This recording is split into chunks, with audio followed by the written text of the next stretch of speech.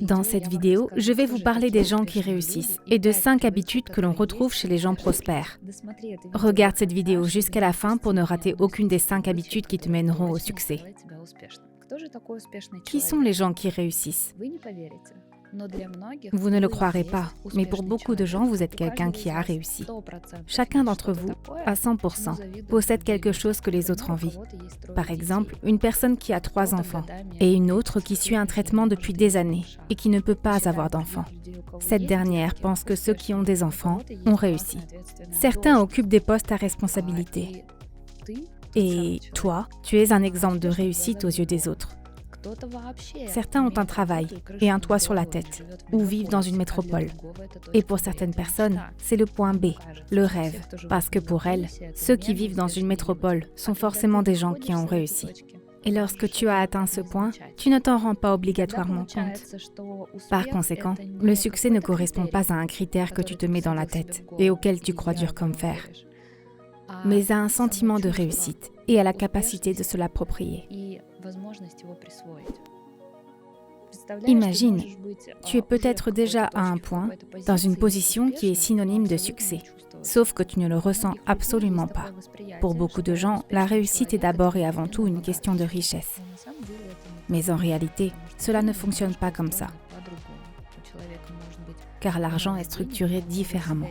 Une personne peut avoir beaucoup d'argent sans pour autant se sentir épanouie et prospère, tout simplement parce que la richesse n'est pas synonyme de réussite. Mais la richesse accompagne généralement le succès. La richesse témoigne d'une certaine adéquation avec le monde. C'est très intéressant. Lorsque j'ai obtenu mon premier emploi dans la capitale, on m'a demandé lors de l'entretien « Yulia, qu'est-ce que le succès ?» Cette question me trottait dans la tête. J'ai alors répondu « lorsqu'on obtient plus que ce à quoi on s'attendait ». Donc, peu importe la situation, si tu obtiens plus que ce que tu attendais, alors c'est un succès. Il s'avère alors que l'échec est causé par les attentes énormes que tu ne pourras jamais dépasser. Et des personnes malheureuses ont des attentes énormes qu'elles ne seront jamais en mesure de dépasser. Et plus une personne a d'attentes qui ne coïncident pas avec la vie qu'elle mène, plus elle se sent malheureuse et en situation d'échec. Même s'il a des millions de dollars sur ses comptes, un tas de propriétés, une belle femme, des enfants et le travail de ses rêves. Si ses attentes à l'égard de lui-même et des autres sont toujours plus grandes que ce qu'il possède, cet écart lui procure un sentiment de malheur. Mais aux yeux d'autres personnes, il s'agit d'une méga réussite. Elles peuvent envier cette situation. Si toi aussi tu penses que le succès et la richesse sont liés, alors like cette vidéo. La première habitude d'une personne riche et prospère, c'est la gratitude.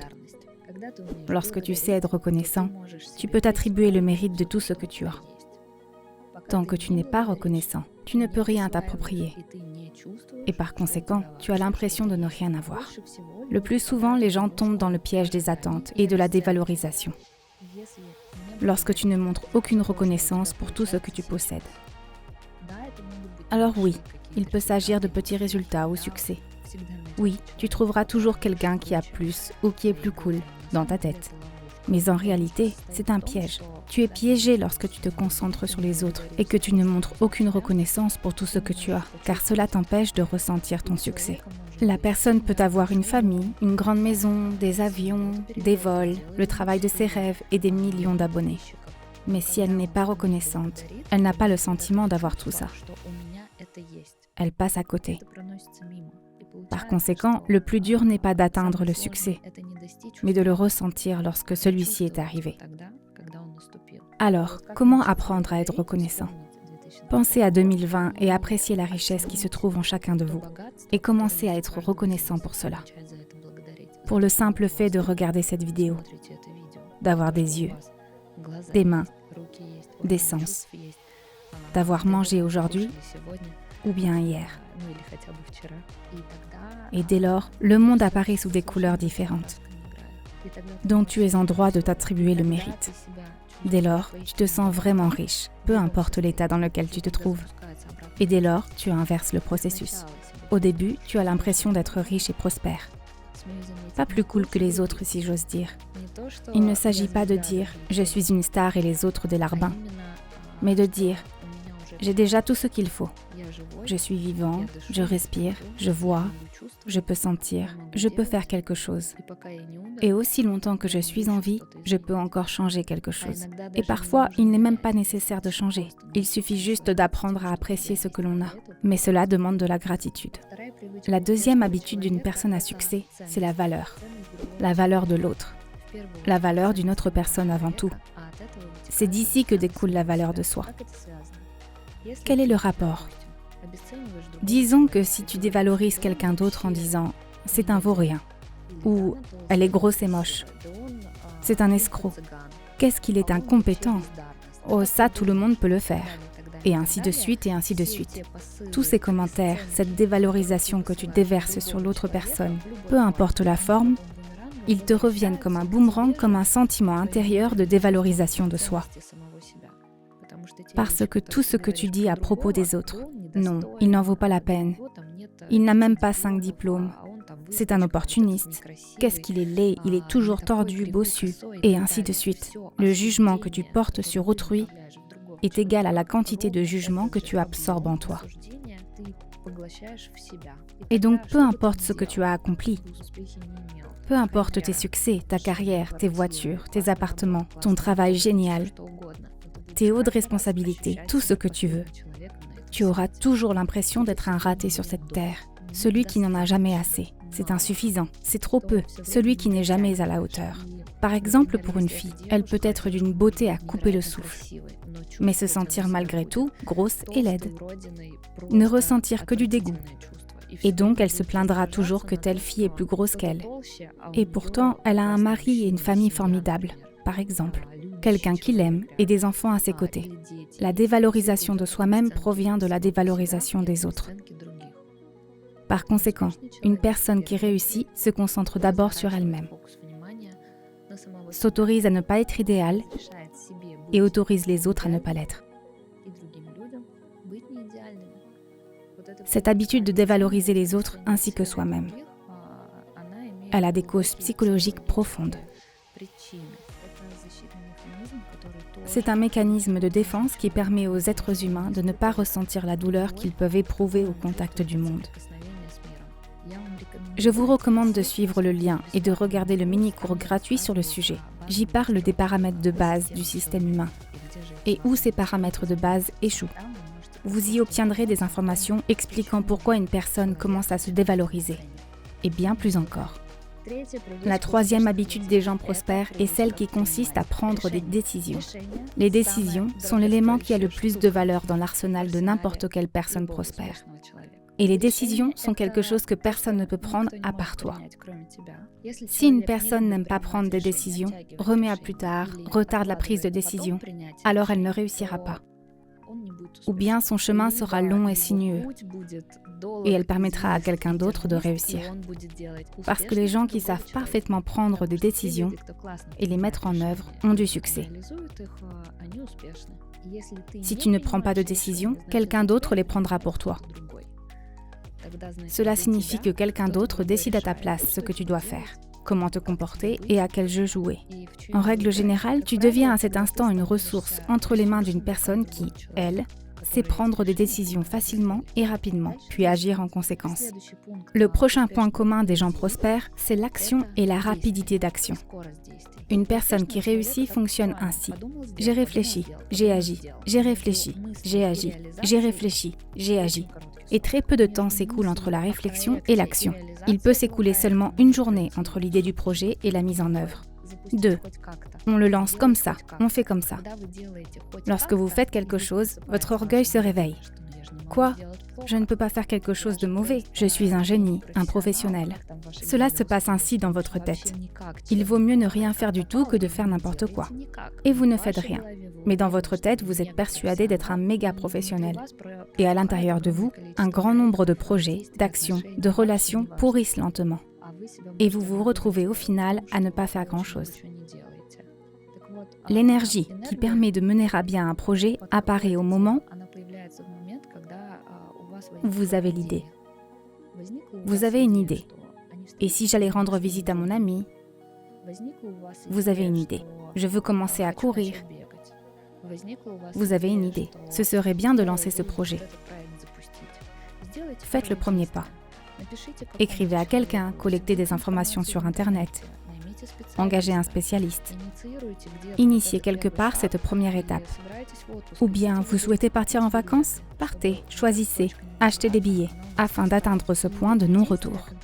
Et lorsque tu es habitué à être constamment dans l'action, une autre portion d'énergie arrive. Les gens prospères sont très paresseux, et cette paresse leur est bénéfique. Le moteur du progrès. Lorsque vous êtes trop paresseux pour accumuler les étapes, vous trouvez le moyen le plus court pour réaliser vos projets. Il y a probablement des choses qui vous empêchent de prendre des décisions et d'agir. Peut-être des craintes et des inquiétudes quelconques, de l'anxiété ou une peur d'interagir avec ça. Partagez dans les commentaires les raisons qui vous empêchent de passer à l'action. Puis lisez-les et riez de vous-même. C'est une bonne chose à faire. Concernant le passage à l'action, certains d'entre vous pourraient penser qu'une personne qui réussit est une personne qui en fait beaucoup. Mais ce n'est pas vrai non plus. Il y a des gens qui font énormément de choses, mais pas ça, spécialement pour ne pas avoir à faire ça. Aussi étrange que cela puisse paraître, il peut arriver qu'une personne se cache derrière un tas d'actions insignifiantes pour ne pas avoir à prendre les décisions vraiment importantes et à entreprendre les actions qui comptent vraiment. De nombreuses personnes sont simplement trop occupées pour réussir. Si je viens vous voir et que je vous dis « Écoute, tu as 1000% de chances de réussir ce projet. Si tu fais ça, ça, ça. Ensuite, tu vas gagner 1 million, tu es sûr de réussir. » Beaucoup d'entre vous me répondront « Je n'ai pas le temps. Je n'ai pas le temps. Pas le temps de faire des rencontres, d'apprendre, de commencer quoi que ce soit. Je suis tellement occupée. » Et puis, il y a les enfants, la nourriture, sans oublier les projets caritatifs et mes parents qu'il faut sauver. Je suis incroyablement occupée. Beaucoup d'entre vous n'ont tout simplement pas le temps de devenir riches et prospères. La prochaine habitude des gens prospères est le nombre de tentatives. Aussi étrange que cela puisse paraître, ce qui propulse une personne vers les sommets, c'est son nombre de tentatives et le nombre d'échecs qu'elle a essuyés. Parce qu'à chaque nouvelle tentative, elle comprend ce qui ne fonctionne pas. Comme Thomas Edison. Il a inventé l'ampoule, mais il me semble qu'il a connu plus de 1000 échecs avant de créer l'ampoule électrique. Vous pouvez abandonner au bout de 30 et être considéré comme quelqu'un de persévérant. Ainsi, ce qui distingue une personne qui réussit d'une personne qui échoue, c'est le nombre de tentatives. Lorsque quelqu'un qui ne connaît pas le succès rencontre un problème, lorsque quelque chose ne fonctionne plus ou qu'il est en situation d'échec, il abandonne. Il pense « Bon, ce n'est pas pour moi ». Ou alors, il continue de faire exactement la même chose en sachant que ça ne fonctionne pas, mais en y consacrant de plus en plus de ressources. Alors que l'homme prospère, paresseux et ordinaire, il commence par essayer un peu différemment, puis il réessaie et réessaie encore un peu différemment jusqu'à ce que ça marche. Ainsi, la meilleure chose qui puisse vous arriver, c'est que le succès vous file entre les doigts. Si vous ne parvenez pas à faire quelque chose ou que votre tentative est infructueuse, cela signifie que vous avez atteint une nouvelle limite. Disons que vous utilisiez quelque chose qui a brusquement cessé de fonctionner. Vous devez faire de nouvelles tentatives pour rendre ce système plus résistant. Vous essayez d'une manière différente. Ensuite, vous passez à l'étape suivante. Ça retombe en panne et vous essayez à nouveau d'une autre façon. C'est ainsi que l'on acquiert de l'expérience. C'est ainsi que l'on devient expert. Ainsi, vous commencez à évaluer de loin les risques, les opportunités et les situations. Et n'importe quelle situation d'échec se transforme alors en une nouvelle opportunité. Parce que si tout fonctionnait du premier coup, vous n'auriez aucune motivation pour continuer à essayer. Pourquoi le toucher si ça fonctionne ? Pourquoi le modifier s'il est très bien comme ça ? Et lorsqu'il cesse de fonctionner comme avant, vous avez alors l'opportunité de développer, de modifier et d'essayer autrement.